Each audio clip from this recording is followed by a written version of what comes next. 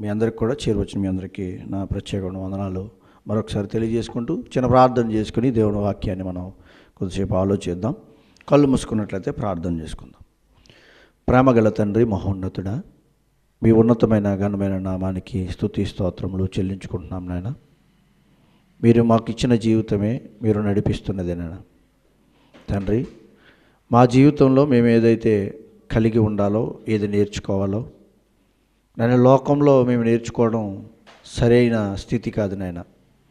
నీ యందు భయభక్తులతో నీ చెంత చేర్చుకున్నదే మా జీవితాన్ని సరిదిద్దగలిగినది, మమ్మల్ని బలపరచగలిగింది. అలాంటి వాక్యాన్ని పరిశీలిస్తుండగా అల్పుణ్ణి దీని నన్ను మరుగుపరచండి. నీ వాక్యం ద్వారా మా అందరి జీవితాలతో మీరు మాట్లాడండి.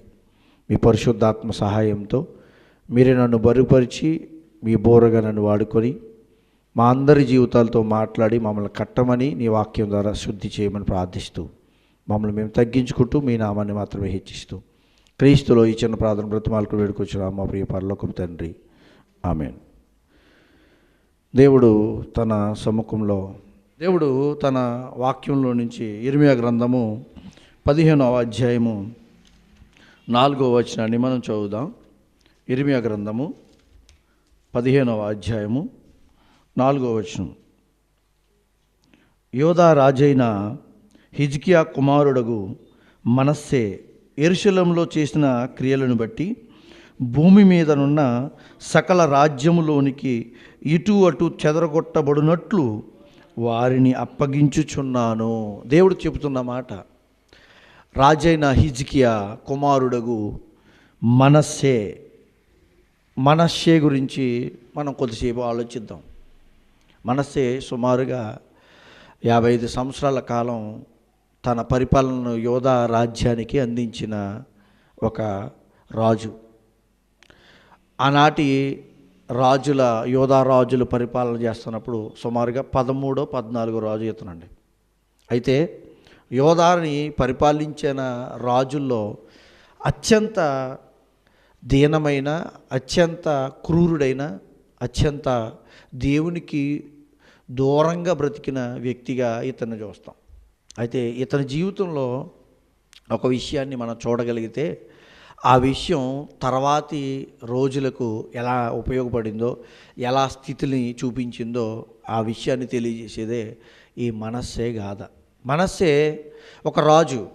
ఆ రాజు గొప్ప గొప్ప విషయాలను ప్రవేశపెట్టాల్సింది పోయి అష్షూరీయుల సామ్రాజ్యంలో నుండి చెడు విషయాలను తీసుకొచ్చి, అంటే అష్షూరీయులు పూర్తి విగ్రహారాధన, అంటే మామూలు కదండి, అది చాలా దారుణమైన రాజ్యంగా ఉన్న అష్షూరు రాజ్యంలోంచి కొన్ని విషయాలను తీసుకొచ్చి ఇతని పరిపాలనలో ప్రవేశపెట్టాడు. అయితే ఇతని తండ్రి అలా బ్రతికినవాడు కాదు. ఇతని తండ్రి చాలా ప్రార్థనాపూర్వకంగా దేవుణ్ణి వెతికిన వ్యక్తి అతను హిజ్కియా గురించి మీకు తెలుసు కదా. అతనికి ఒక రోగం రాగా అతను ఇంకా వెళ్ళిపోతాడనగా ప్రార్థన చేస్తే వెంటనే దేవుడు ఏం చేశాడో తెలుసా? అతనికి ఆయుష్ని పెంచాడు. ఆ తండ్రి కుమారుడే ఇతను మనస్సే.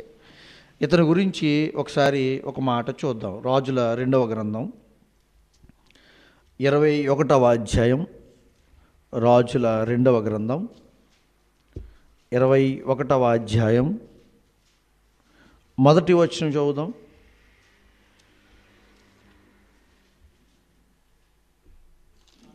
మనష్షే ఏలనారంభించినప్పుడు 12 ఏళ్ల వాడై యెరూషలేమునందు 55 సంవత్సరములు ఏలెను. ఎన్ని సంవత్సరాలు ఏలాడు అన్నాడు? 55 సంవత్సరాలు. ఏ సంవత్సరంలో వచ్చాడు పరిపాలనకి? 12 సంవత్సరాలు. అంటే అతి చిన్న వయసులో పరిపాలనలోకి వచ్చిన వ్యక్తి. యాక్చువల్గా తండ్రి చేసిన కార్యాలను బట్టి ఇతను ఏం చేయాలంటే మంచి చేయాలి. తండ్రి ఏమో దేవునికి భక్తిగా బ్రతికాడు, కుమారుడు ఏమైపోయాడు? దేవునికి దూరం అయిపోయాడు. తండ్రి ఏమో దేవునికి ఆ యోధా రాజుల్లో ప్రముఖమైన మంచి రాజుగా పరిపాలించిన వాడు ఎవరంటే ఇతని తండ్రి హిజ్కియా. ఇతనికి మంచి పేరు ఉంది హిజ్కియాకి. కానీ అతని కుమారుడికి ఏమొచ్చింది? చెడు లక్షణాలు వచ్చినాయి. అతను చూస్తే క్రీస్తు పూర్వం 690 ఆ ప్రాంతంలో పరిపాలించిన రాజు. ఇది చరిత్రలో ఇప్పటికీ లిఖితమై ఉన్నాయి. మనం ఎక్కడికి వెళ్ళి ఇజ్రాయెల్ ప్రాంతం వెళ్ళి లేకపోతే ఆ చరిత్ర గ్రంథాలు వెళ్ళి చూస్తే ఇప్పటికీ రాజు గురించి మనం చూస్తాం. ఆ సంబంధించిన పలకలు, ఆ రాతి పలకలు, ఆనాటి కాలంలో ఇతను పరిపాలన చేసినప్పుడు ఉన్న కొన్ని గుర్తులు ఇప్పటికే ఉన్నాయి. ఏ రాజు చేసినా అవన్నీ కూడా ఉన్నాయండి, ఇప్పటికీ చరిత్రలో రాయబడి ఉన్నాయి. ఇతని గురించి ఎక్కడ చదువుతామంటే, ఒకవేళ చదవాలని ఉంటే యోధా రాజుల వృత్తాంత గ్రంథమందు లిఖితమై ఉన్నదని అంటాడు. మనం చదివితే ఈ అధ్యాయంలో ఉంటుంది. అయితే ఇతను బ్రతికిన తీరుని చూస్తే చూడండి, కింద ఏమని చేశాడు? 3వ వచనం, తన తండ్రి అయిన హిజ్కియా పడగొట్టిన ఉన్నత స్థలములను అతడు తిరిగి కట్టించి బయలుదేవతకు బలిపీఠమును కట్టించి ఇశ్రాయేలు రాజు అయిన అహబు చేసినట్లు దేవతా స్తంభములను ఎవరు రాజు? అహబు. అతను కూడా ఒక పరమ దుర్మార్గుడే, దుర్మార్గతను చూపిన రాజు. వాటికి దేవతా స్తంభములను చేయించి నక్షత్రములకు మొక్కి వాటిని పూజించుచుండెను. నా నామము ఉందునని యెహోవా సెలవిచ్చిన యెరూషలేములో అతడు యెహోవా మందిరమందు బలిపీఠలను కట్టించెను. అండ్ దేవుని మందిరంలోకి ఏం తీసుకొచ్చేసాడు తెలుసా? ఇతర దేవతల విగ్రహాలను తీసుకొచ్చేసి దేవుని మందిరాన్ని పాడు చేశాడంట. ఎంత ఘోరమో చూడండి. ఇతని జీవితం ఈరోజు మనం నేర్పే పాఠం ఏంటో నేర్చుకోవాలి మనం. ఎందుకంటే మనస్సే ఎంత నీచంగా బ్రతకాడో, ఎంత దుర్మార్గం బ్రతకాడో మనస్సుతో పోలేదు. అది విషయం ఏంటంటే, మనస్సు చేసిన కార్యాలు బట్టి దేవుడు ఇర్మియా గ్రంథంలో ఏం చదివారు మీరు?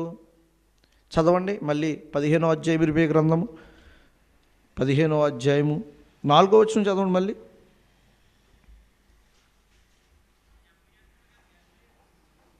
చదవండి అమ్మా. యోధా రాజైన హిజ్కియా కుమారుడగు మనస్సే యెరూషలేములో జరిగిపోయిన కార్యాన్ని గుర్తు చేస్తున్నాడు ఇక్కడ. అప్పటికే చాలా సంవత్సరాలు అయిపోయింది. ఇర్మియా కాలానికి మనస్సే చనిపోయి చాలా కాలం అయిపోయింది.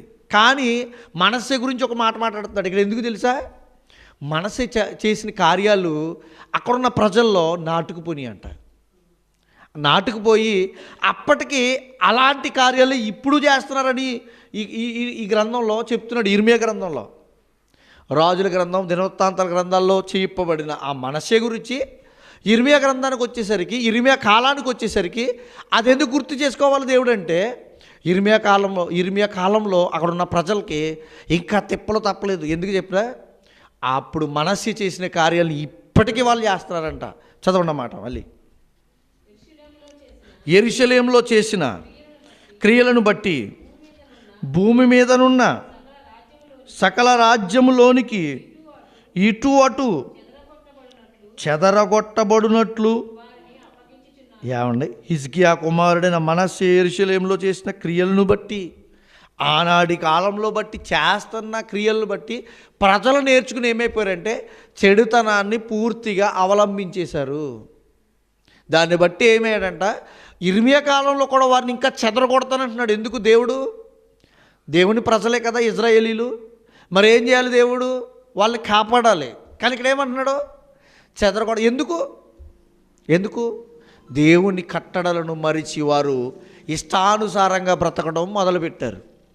దీనికి కారణం ఎవరో తెలుసా? మనస్సే రాజు అండి. మనస్సే గొప్ప పరిపాలన చేయాల్సిన పరిపాలకుడు అయి ఉండాల్సిన స్థితి నుండి తీవ్రమైన ఇతర రాజ్యాలు, ఏమండి, అతనికి అష్షూరీయులతో, అతని తండ్రి ఏమో అష్షూరీయులతో యుద్ధం చేశాడు. ఏమాత్రమో వాళ్ళు చెప్పినవి ఇతను పట్టించుకోలే, వాళ్ళు తీసుకొచ్చి ఇతను తీసుకోలే. మనం ఈ గ్రంథాలు చదివితే హిజ్కియా బ్రతికిన జీవితాన్ని చెబుతూ ఆ అష్షూరీయులు ఇతనికి ఎదురైనప్పుడంట వాళ్ళని దెబ్బలాడి వాళ్ళతో యుద్ధం చేసి వారిని గెలిచి ఇజ్రాయేల్ని కాపాడి దేవుని నామాన్ని మహింపరుస్తూ బ్రతికిన వాడంట. అయితే ఇతను ఏం చేశాడో తెలుసా? అష్షూరీయుల్ని వాళ్ళని దూరపరచుకోపోగా వాళ్ళ నుంచి కొన్ని తీసుకుని వచ్చి వాళ్ళ కట్టడు ఎందుకు సంధి చేసుకున్నాడంట. సంధి చేసుకోవడం అంటే సమాధానపరిచిపోయాడు. ఎందుకు?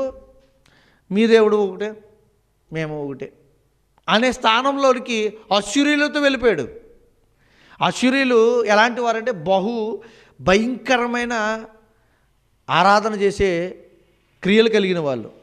మనిషి తత్వం చూడండి. అందుకే మనిషి గురించి దేవుడు మనుషుల తత్వాన్ని గురించి మాట్లాడుతూ ప్రసంగి గ్రంథము 2వ అధ్యాయము 19వ వచనంలో ఒక మాట మాట్లాడుతారు చూడండి.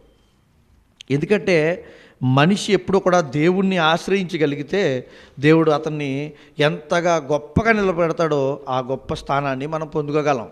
ఎప్పుడైతే దేవుణ్ణి మన హృదయంలోంచి తొలగించేస్తామో, మన హృదయంలోకి ఇతరమైన లోక సంబంధమైన ఆశలు పెట్టేసుకుంటామో, మన జీవితం కూడా ఇదిగో మనస్సే జీవితం లాగానే, మనస్సే కాదు మనస్సే తర్వాత తరాలకు వచ్చే నష్టాన్ని మన కుటుంబాలకి ఇవ్వగలుగుతాం. అలాంటి జీవితాలుగా మనం ఉండకూడదని దేవుడు ఇక్కడ మాట్లాడుతున్నాడు. చదవన్న మాట 2వ అధ్యాయం 19వ వచనం. వాడు జ్ఞానము గలవాడయుండును, బుద్ధిహీనుడయుండును, అది ఎవనికి తెలియను. మనిషి గురించి మాట్లాడుతున్నాడు. ఎవరో మనిషి ఎలా బ్రతుకుతాడు? జ్ఞానం కలిగి బ్రతుకుతాడో, బుద్ధిహీనుడై బ్రతుకుతాడో ఎవరికి తెలియనట్టు ప్రసంగి. కానీ దేవుని వాక్యాన్ని బట్టి బ్రతికిన వాడు ఎప్పుడు కూడా ఎలా ఉంటాడని చెప్తుంది తెలుసు దేవుని వాక్యం? జ్ఞాని అంటుంది. ఎందుకు? జ్ఞాని పరమునకు పోవు మార్గమును వెతుకును అంటాడు. వెతుకును. అది ఎలా తెలుస్తుంది మనకి పరమును పోయే మార్గం? దేవుని వాక్యాన్ని చదవడం ద్వారా, నేర్చుకోవడం ద్వారా, వినడం ద్వారా, అవలంబించడం ద్వారా. ఈరోజు మనస్సే గురించి మనకు దేవుడు చెప్తున్న మాటలు అవే. అతను బహు చెడు నడత నడిచాడని చెప్తుంది. బహు చెడు నడత. ఏమంటే ఇర్మియా గ్రంథంలో కూడా అతని గురించి రాయడానికి కారణం ఏంటో తెలుసా? ఇతను చాలా చెడ్డగా ప్రవర్తించాడు. ఆఖరికి కుమారుణ్ణే అగ్నిగుండాలు దాటించే స్థితికి జారిపోయాడంట. అది ఇతని వంశాల్లో కానీ ఇతని రాజుల జీవితాల్లో కానీ లేనిదండి. అది యోధా పరిపాలనా కాలంలో యోధాను పరిపాలిస్తూ ఉండగా ఇతనికి దేవుడు ఏమి చెప్పలా ఇలా చేయమని. ఇతర అన్య మతస్థుల అన్య జాతుల నుంచి తెచ్చుకున్నాడు ఇతను. అందుకే అంటున్నాడు ఇక్కడ రాజుల 2వ గ్రంథము 21వ అధ్యాయము 6వ వచనం చదువుదాం. రాజుల 2వ గ్రంథము 21వ అధ్యాయము 6వ వచనం.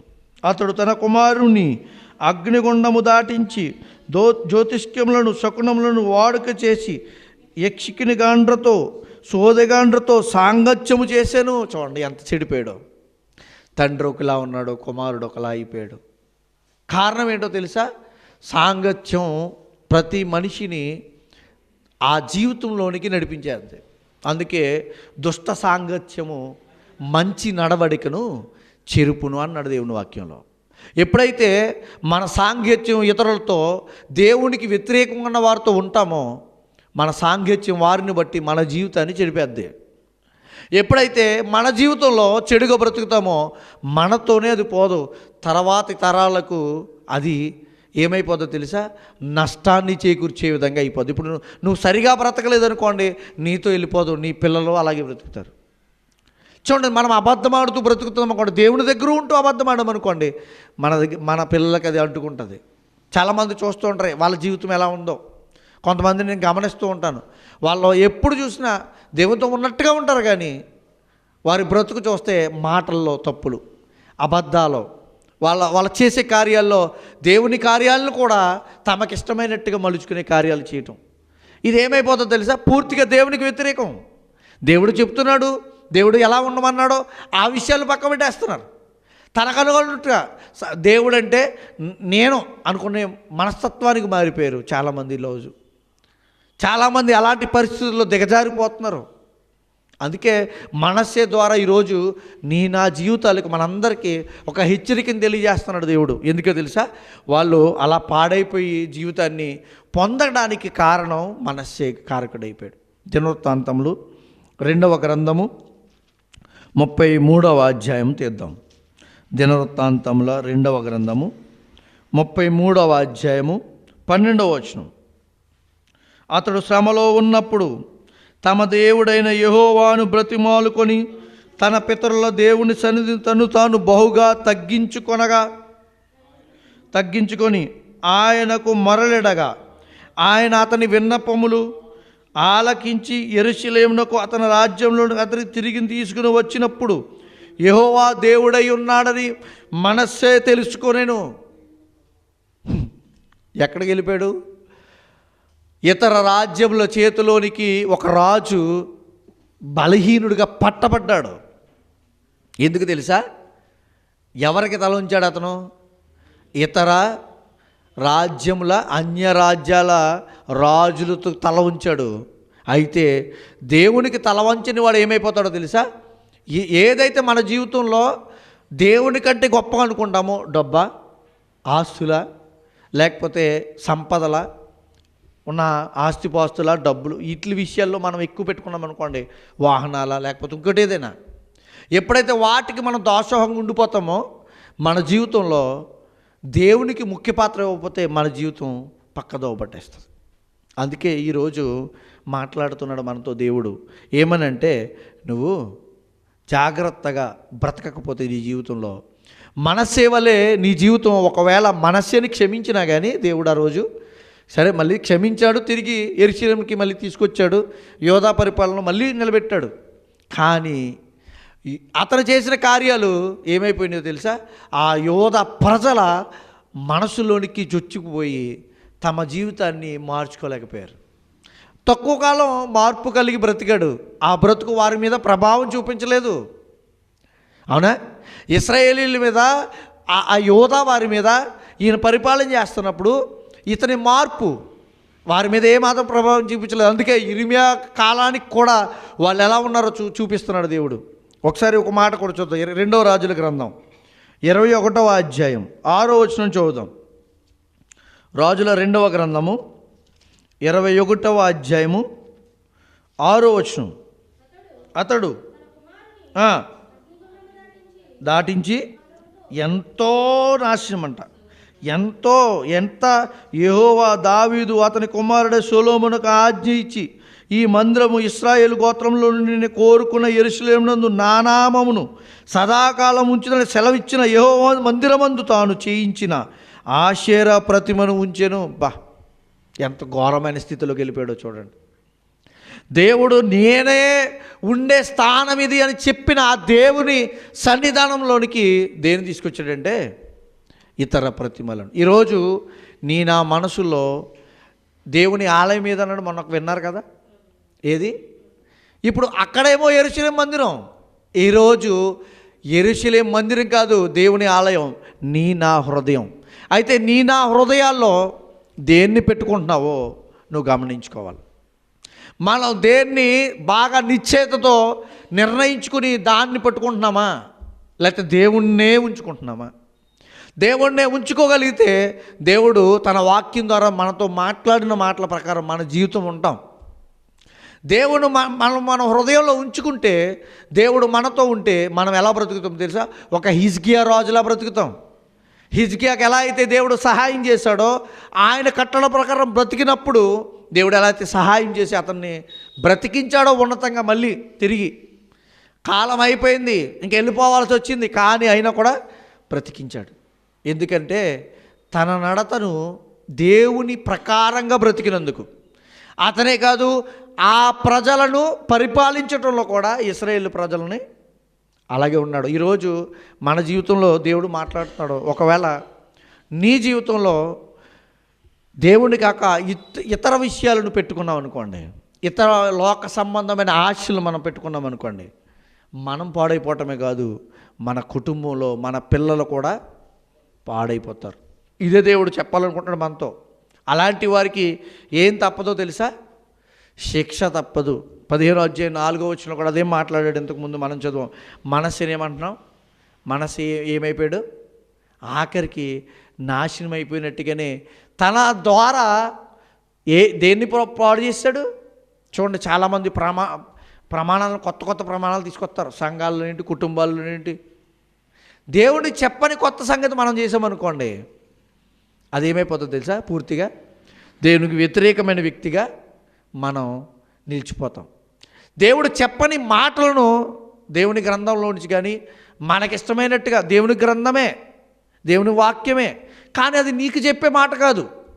దేవుని వాక్యమే, అది ఈ విధంగా చెప్పాల్సిన మాట కాదు. కానీ కొంతమంది ఏం చేస్తారో తెలుసా? అలాగే తీసుకొచ్చి చెప్తారు. అలాంటి ప్రమాదం దేవునికి ఏమవుతుందో తెలుసా? దేవునికి దూరం అయిపోతాం మనం. దేవునికి దూరం అయిపోతే ఆకర్షణగా లోకం ఎలాంటిది? మన ముందు లోకం ఎలాంటిది? చాలా ఆకర్షణగా ఉంటుంది. పాపం ఎలాంటి ఉంటుందో తెలుసా? చాలా ఆనందంగా కనబడుతుంది మనకి. ఎప్పుడైతే నువ్వు ఆకర్షణకు గురైపోతావో దేవుని ముందు ఏమైపోతావంటే ఫెయిల్ అయిపోతావు. ఇక్కడ అదే చెప్తున్నాడు. ఆ రోజు ఎప్పుడైతే మనస్సే తన జీవితాన్ని ఇతరులతో తాకట్టు పెట్టాడో, తన జీవితాన్ని తన రాజ్యాన్ని ఇతరులతో సంధి చేసుకున్నాడో, అన్యరాజులతో, తన బ్రతుకంతా మారిపోయింది. తన బ్రతుకే కాదు, తన బ్రతుకు మారిపోయింది. పోన్లేండి, అతను మరణిస్తే అతని జీవితం పోద్ది అనుకోవచ్చు. కానీ అతను పశ్చాత్తాపడిన ఆ కోణాలు, అంటే ఆ పాపపు బీజాలు ఏదైతే తప్పుని ప్రవేశపెట్టాడో ఆ పాపపు బీజాలు అలా నడుస్తూనే వెళ్ళాయి. కొంతకాలానికి అవి ప్రజల్ని హెచ్చరిస్తున్నాడు దేవుడు. ఏమని? ఇర్మియా గారి ద్వారా, ఇదిగో మిమ్మల్ని చెదరగొట్టేస్తాను. ఎందుకు? మీరు ఏదైతే మనస్సే చేశాడో ఆ కార్యాలను ఇప్పటికీ చేస్తున్నారు మీరు. మనం కూడా మన జీవితాల్లో లోకం చేసే కార్యాలని ఇప్పుడు చూడండి. మొన్న ఏం జరిగింది? ఒక పండగ వచ్చింది, సరే సంక్రాంతి. ఇది ప్రపంచంలోనే మన బైబిల్లో కూడా చూస్తే కోత పండగ అని ఉంటుంది. అంటే కోత చేనుకి కోసినప్పుడు ఆ పంట చేతికి వచ్చినప్పుడు చేసే పండగ కోత పండగ. సంక్రాంతి ఎందుకు వచ్చిందో తెలుసా? అది కూడా పంటను చేతికి తీసుకుని దేశంలో సంతోషించే, కుటుంబంతో సంతోషించే ఒక పండగ ఇది. దాన్ని తప్పుదోవ పట్టించి ఇప్పుడు మారిపోయింది అనుకోండి అంతా. సరే పండగ చెప్పుకుని ఏమన్నా భక్తి జీవితాన్ని జీవించారా అంటే కోర్టులో నడిచిందంట. నిన్న మొన్న మలికిపురం వెళ్తే ఒక ఆయన అంటున్నాడు, మలికిపురం మందు షాపులో మందు దొరకట్లేదంట. మందుల షాపులో మందులు కాదు, దయచేసి క్షమించండి, మందుల షాపు గురించి మాట్లాడట్లేదు. మందు షాపులో మందు అయిపోయిందంట. ఇంత దారుణమా? ఏం చేసింది పండగ? ఏం నేర్పుతుంది? చూసారా ఎలా మారిపోయిందో? అంటే తరాలకు, రాబోయే తరాలకు మనం ఇచ్చేది ఏంటో జాగ్రత్తగా గమనించుకొని మనం ముందుకు వెళ్ళాలి. చాలామంది బెట్టింగ్లు వేసి నష్టపోయిన వారు, గెలిచిన వారి గురించి ఒక్కడి గురించే మాట్లాడుతూ ఉంటారు. పేపర్లో ఒక అతను ఎవడో 1,53,00,000 గెలిచాడంట. అబ్బబ్బబ్బా, మరి ఓడిపోయినోడు ఎంతమంది ఓడిపోయారు దీంట్లో? ఎంతమంది నష్టపోయారు దీంట్లో? ఒకసారి వచ్చిందని రెండోసారి వేసి, రెండోసారి వచ్చిందని మూడోసారి వేసి, తర్వాత ఉన్నదంతా అయిపోయి నాకు ఇంకా మొత్తం వచ్చి అది వెళ్ళిపోదాం అనుకుని వేసేసాడు అనుకోండి. మొత్తం ఊడ్చుకుని వెళ్ళిపోయింది. ఇలాంటి పరిస్థితులు ఎన్నో. అడగండి, ఎన్నో చెప్తారు. మనం వెళ్ళమనుకో అంటే వాళ్ళ జీవితాల గురించి చెప్తూ మనకి నేర్పుతున్నాడు పాఠం. ఈరోజు లోకాంతో మన పోకడలు చాలామంది ఉన్నారండి. అలాగా క్రైస్తవ జీవితమే కానీ పండగో పబ్బమో ఏదో వచ్చిందనుకోండి, లోకంతో అది అలా అయిపోయింది పరిస్థితి. అందుకే దేవుడు హెచ్చరిస్తున్నాడు. మనస్సే వంటి జీవితంతో మనం ఏమంటే ఒక పండగ మంచి చేసుకోవడానికి ఉపయోగపడింది అనుకో, చాలా సంతోషం. మంచిని చేకూర్చింది అనుకోండి, చాలా సంతోషం. జీవన సంబంధమైన బాంధవ్యాలను బలపరిచింది అనుకోండి. చాలామంది ఇంటికి వచ్చారు, ఎప్పుడు రాలేరు, పండగకు వచ్చి కూర్చున్నారు, అందరూ సంతోషించి ఆనందించి మాట్లాడుకుంటూ భోంచేశారు అనుకోండి, ఎంతో సంతోషం. కానీ అది లేదండి, మారిపోయింది పరిస్థితి. ఈరోజు ఈ జీవితాల్లో ఇలా మారిపోవడం కారణం ఏంటో తెలుసా? లోకంతో మనిషి కలిసిపోతున్నాడు. అందుకే మనకి హెచ్చరిస్తున్నాడు దేవుడు ఈరోజు. నువ్వు దేవునితో కలిసి బ్రతుకుతావా, లేకపోతే లోకంతో కలిసిపోతావా?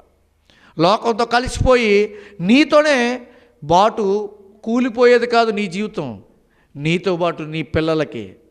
చిన్న పిల్లలు తీసుకెళ్తున్నారండి, ఎంత దారుణమండి అలాంటి ప్లేసులకి. చిన్న పిల్లలు తీసుకెళ్తున్నారండి. మంచిదా అది? ఎంత దారుణమండి. అంటే వాళ్ళకి ఏం నేర్పిస్తున్నారో తెలుసా? వాళ్ళకి తెలియకుండానే ఆ పసిపిల్లలకి ఏం తెలుసా? కోడి పందాలకు వెళ్ళాలి, బెట్టింగ్లు కాయాలి, ఇది తెలుసా వాళ్ళకి? చిన్నప్పుడే ఏదైతే నేర్పిస్తామో పిల్లలకి అది నాటుకుపోద్ది. అది నాటుకుపోయి తర్వాత భావి తరాలను ఏం చేస్తుందో తెలుసా? పాడు చేస్తుంది. ఈరోజు మనస్సే నాశనం అయిపోయిన భావి తరాలను దేవుడి కోపం చూడడానికి కారణం ఏంటో తెలుసా? మనసే చేసిన కార్యాలు. అంటే ఈరోజు మన జీవితంలో మన నిర్ణయం కదా, నా పాపం కదా, నేనే కదా అనుకున్నామా, దెబ్బతింటాం. నా కోపమే కదా, నా మాటలే కదా, నేనే కదా అనుకున్నామా, దెబ్బతింటాం. తర్వాత నీ తరానికి నీ పిల్లలకు, నీ కుటుంబానికి నువ్వేం చేకూరుస్తున్నావో తెలుసా? నాశనం చేకూరుస్తున్నావు. ద్వేషం, కుళ్ళు, కుతంత్రము, కోపాలు ఇవన్నీ కూడా నీ పిల్లలకి అలవాటైపోతాయి. ఏదైతే మనం చేస్తున్నామో అది మన తరాలకు అది అవలంబింపకపో, మనం చెప్పకూడదు, నేర్పకూడదు. ఏమంటే ఈరోజు మనిషికి మంచి ఎంత నేర్పినా నేర్చుకోవడానికి వెనక్కుంటారు. చెడు నేర్పాలా? ఏమండి బూతులు నేర్పాలా? ఏం చెప్పకలా, ఏం నేర్పకలా, ఈజీగా వచ్చేస్తాయి వాటికి. అవన్నీ ఆటోమేటిక్గా అలవర్చుకుంటాయి. చూడండి ఏది ప్రభావితంగా ఉందో, ఒరే వాకింగ్ చదువు అనుకోండి, చదవరు. సినిమా ఎవడో సినిమా పాట పాడతాడు, వెంటనే వస్తుంది. చూడండి ఎంత లోకం ఎంత ప్రభావితంగా కనబడుతుందో దేవుని వాక్యం. నువ్వు తండ్రికి ఎంతగా చెప్పినా అంటే దేనికి శక్తి కనబడుతుందో చూడండి లోకంలో. అంటే శక్తి ఉంది కదా అని దాన్ని పట్టుకుని వెళ్ళామంటే ఎక్కడికి వెళ్ళిపోతాం? మన జీవితం నాశనానికి వెళ్ళిపోద్ది. అందుకే ఈరోజు మనస్సు ద్వారా మనల్ని హెచ్చరిస్తున్నాడు దేవుడు. మనం చూస్తే ఇంకా చాలా విషయాలు ఉన్నాయి. ఒక మాట కూడా చదువుదాం. 23వ అధ్యాయం, రాజుల 2వ గ్రంథం 23వ అధ్యాయం 26వ వచనం చూడండి. అయినను మనస్సే యెహోవాకు పుట్టించిన కోపం బట్టి ఆయన కోపాగ్ని ఇంకనూ చల్లారకుండా యోధా మీద మండుచూనే ఉండెను. మనస్సే చేసిన కార్యాలకి మనస్సే మీద కోపడబోయి మనస్సే జీవితంతో పాటు కోపాన్ని వదిలేయాలి కదా మరి దేవుడు. కానీ యోధా మీద ఎందుకు కోపడాలి? యోధా ప్రజలను ఎందుకు కోపడుతూ ఉండాలంటే వాళ్ళు కూడా తమ జీవితాల్లో మనస్సే చేసిన కార్యాలను, ఆ ఆలోచనలు మైండ్లో పెట్టుకుని తమ బ్రతుకును మార్చేసుకుంటున్నారు. ఈరోజు మన ప్రభావం అలాగే ఉంది. ఈరోజు సంఘాలు కూడా, క్రైస్తవ సంఘాలు అలాగే ఉన్నాయి. వాళ్ళు చేశారు, మేము ఎందుకు చేయం? స్టార్ పెడుతున్నారు, వాళ్ళు పెట్టారు, మేము ఎందుకు చేయం? మనం ఇంకా కొంచెం పెద్దది పెడదాం, అంతే కదా. ఇంకా ఇలాంటి పరిస్థితులు ఎన్ని ఉన్నాయి చూడండి. సంఘాల్లోకి జొచ్చుకుని వచ్చినాయి, లోకంలో నుంచి. సంఘాల్లో లేవు ఇంతకుముందు ఇవన్నీ. ఏమండి మీటింగులు పెడితే పెద్ద పెద్ద లైటింగ్స్, ఏంటి ఏ లైటింగ్ పెడుతున్నారంటే డిస్కో లైటింగ్. మామూలు లైట్ ఉందంటే మనకి చూడడానికి మంచిదే, పోనే. మామూలు లైట్లు పెడుతున్నారంటే మనం చదువుకోవడానికి అవసరం, కనబడడానికి అవసరం, పెట్టారు, మంచిదే. మరి డిస్కో లైట్లు దేనికి? ఈరోజు మనం వెళ్ళి చూస్తే బయట కూడా అవే కనబడుతున్నాయి, బయట కార్యక్రమాల్లో కూడా అయ్యే కనబడుతున్నాయి. ఏది చొచ్చుకొని వచ్చిందో చూడండి. మనం ఎందుకు చేయకూడదనే కాదు, మనం చేయాల్సింది దేవుడు చెప్పినట్టుగా చేయాలి. ఇతరులకు చేస్తున్న దాన్ని ఆనందంగా సంతోషంగా కనబడుతుంది, అందరూ అట్రాక్ట్ అవుతారు అని పెట్టుకోవడానికి కాదు. దేవుని వాక్యం ఉంచింది నీకు. నేను చాలా సభల్లో చూశాను ఇలాంటి కార్యక్రమాలు, చాలా పెద్ద పెద్ద సభల్లో. మళ్ళీని సభలు పెద్దవై ఉండొచ్చు కానీ వాక్యం ఉన్నదో లేదో దేవునికే తెలుసు. వాక్యం తెలిసిన వాడికి అర్థమవుతుంది. ఇలాంటి పరిస్థితులు ఉన్నాయి. అందుకే దేవుడు మనకి హెచ్చరిస్తున్నాడు ఈరోజు. నా జీవితంలో నువ్వు లోకాన్ని అంటుకుని వెళ్తున్నావా, లేకపోతే నీ ద్వారా లోకానికి వెలుగుని? ఇప్పుడు ఏసేపు ఉన్నాడండి, ఏసేపు గురించి చదివితే మనకేమర్థమవుద్ది? ఏసేపు లాంటి బ్రతుకు అనేక మందికి జీవదాయకం అవుతుంది. ఎందుకంటే ఇశ్రాయేలీలు అక్కడ ప్రబలడానికి ఐగుప్తులో నిలబడి అనేక జనాంగంగా నిలబడి ఒక స్థానము, కొన్ని వేల మంది పరిణితి చెందడానికి కారణం ఎవరో తెలుసా? యోసేపు. చూసారా ఎలాంటి ప్రభావాలు ఉన్నాయో? చెడిపోవడానికి కారణాలు కొంతమంది కనబడుతున్నారు, మంచిగా జీవించడానికి, ఉన్నతంగా నిలబడడానికి కొంతమంది కారణాలు బైబిల్లో చూపిస్తారు. అందుకనే బైబిల్లో చెడ్డవారిని ఎందుకు చూపించాలంటే నువ్వు ఆ బ్రతకూడదని దేవుని ఆలోచన. అందుకే ఈరోజు మనతో హెచ్చరిస్తున్నాడు. మంచివారిని ఎందుకు చూపించాడో తెలుసా? నువ్వు ఆ బ్రతుకును అలవర్చుకోమని చెప్పడానికి. ఎంత గొప్ప దేవుడు అండి దేవుడు. మామూలు కొంతమంది అంటారు బైబిల్ దేవుని గ్రంథం కాబట్టి చెడు ఎందుకు రాయాలండి అంటారు. నిజంగా చెప్పండి, చెడు మీకు తెలియకపోతే మీరు ఎలా విసర్జించగలరు? చెడు మీకు తెలియకపోతే దాన్ని ఎలా దూరపరచుకోగలరు? మంచి ఎంత ముఖ్యమో చెడు ఏంటో తెలియడం కూడా అంతే ప్రాధాన్యం. ఇది ఎవరికి తెలుసా? నా మనసు లాంటిది కాదు, మనసు ఆయనది. నా ఆలోచన లాంటివి కాదు, ఆయనవి. ఉన్నతమైన వాడండి ఆయన దేవుడు, పరిశుద్ధుడు. నిన్ను పరిశుద్ధుడిగా నిలబెట్టాలంటే నీకు నేర్పించాలి. ఆ నేర్పించే పాఠం ఇంకొకరి జీవితంతోనే నేర్పించాలని చూపిస్తున్నాడు మనకి. అవునా? ఏదో కార్టూన్ బొమ్మల్లోనో లేకపోతే ఏదో చిన్న చిన్న వాటిల్లోనూ చూపించాలని ఆశపట్టలేదు దేవుడు. ఒరే ఆ కార్టూన్ బొమ్మను చూసి మారరా అన్న దేవుడు. ఆ జీవితాన్ని చూసి మారు.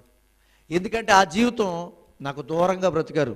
నేను ఇచ్చిన నిత్య జీవాన్ని దూరంగా పెట్టుకుని బ్రతికారు. ఈరోజు నాశనం అయిపోయారు. అవునా? అందుకే మనకు నేర్పిస్తాడు ఈరోజు. మనస్సే తన జీవితంలో ఎలా బ్రతికాడంటే చాలా దారుణంగా బ్రతికాడండి. అతని జీవితం పశ్చాత్తాపడిన దేవుడు ఇష్టపడ్డాడేమో, కానీ అతన్ని దేవుడు ఇష్టపడి వదిలేశాడు. తన మళ్ళీ రాజ్యానికి ఇచ్చాడు, కానీ తన ద్వారా తన రాజ్యంలో ఉన్న ప్రజలు పాడైపోవడానికి కారణమైపోయారు. తర్వాత తన కుమారుడు అదే అయిపోయాడు. ఇంక ఇలా చూస్తే చూడండి, అంటే గొప్ప పరిపాలన ఏం చేయగలుగుతుందో తెలుసా?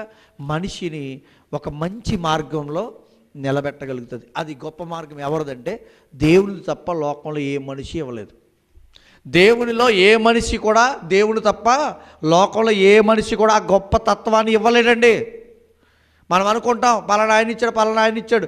దేవుడిచ్చిన దాన్నే చూపించగలడేమో, కానీ దానికి మించి ఏది చేయలేడు. చాలామంది అనుకుంటారు వాళ్ళ గొప్ప వీళ్ళ గొప్ప అని. దేవుని కంటే గొప్ప ఎవరు లేరు. మనుషులు ఏం చేస్తారో తెలుసా? తమకు ఇష్టమైనట్టుగా మార్చేసుకుంటారు దేవుని వాక్యాన్ని కూడా. నేను చూశాను అలాంటి చాలా. కానీ దేవుడైతే అలాంటి వారిని ఇష్టపడ్డావు. ఈరోజు మనస్సే ద్వారా మనకు చెబుతున్న మాట, నువ్వు నీ జీవితం ద్వారా దేవునికి దగ్గరగా ఉంటున్నావా? దేవునికి దగ్గరగా ఉన్నావా, లేకపోతే దేవునికి దూరం అయిపోతున్నావా? లోకంలో ఉన్న వాటిని నీ జీవితంలో పెట్టుకుంటున్నావా? నీ వెలుగు లోకానికి ప్రకాశింపజేస్తున్నావు. నీ వెలుగేంటి? నీకు వచ్చిన వెలుగేంటి?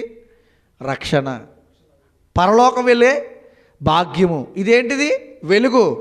నీ వెలుగుని ఇతరులకి ప్రకాశింపచేయాలి. అంతేగాని ఇతరులోనున్న అది ఆరిపోయే వెలుగుని పట్టుకొచ్చి మనం పెట్టుకున్నాం అనుకో, ఏమైపోతాం?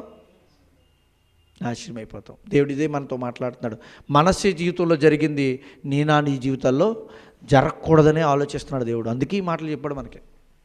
మనందరి జీవితాల్లో ఎప్పుడైతే మనం దేవునితో బ్రతుకుతామో ఉన్నత స్థానంలో మనల్ని దేవుడు నిలబెడతాడు.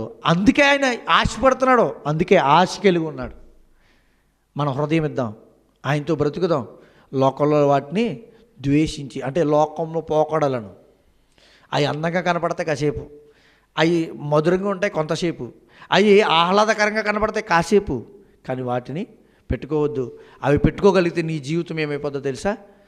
నరకానికి దారితీస్తుంది. అలాంటి వారిగా మనం ఉండకూడదని తెలియజేసుకుంటూ, మనస్సే చెప్పిన ఆ జీవిత పాఠాన్ని మనం నేర్చుకుని, మనస్సే ద్వారా దేవుడు చెప్పిన పాఠాన్ని మనం నేర్చుకుని బలపడి, ఏదో తప్పు చేసి మళ్ళీ పశ్చాత్తాపడట కన్నా తప్పు చేయకుండానే బలపడడానికి మనం ప్రయత్నం చేద్దాం. దేవుడి మాటలు మన వీటిల్లో ఫలింపచేయండి కనుక ప్రార్థన చేసుకుందాం. ప్రేమగల తండ్రి, మహోన్నతుడా, నీ గ్రంథంలోని వాక్యము, నీ మాటలు చాలా గొప్పవి.